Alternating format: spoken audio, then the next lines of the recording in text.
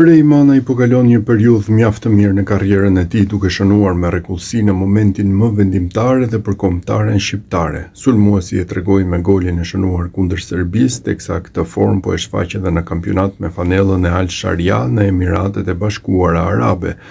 Sot Manaj tundi rrjetën në ndeshjen e luajtur përballë Al Dhafra të vlefshme për javën e 6 të kampionatit.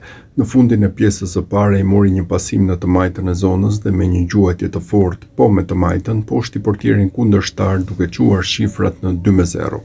Ky ishte goli i dytë në kampionat për Manajin, i cili u transferua në kampionatin e Emirateve të Bashkuara Arabe vetëm gjatë merkatos së verës.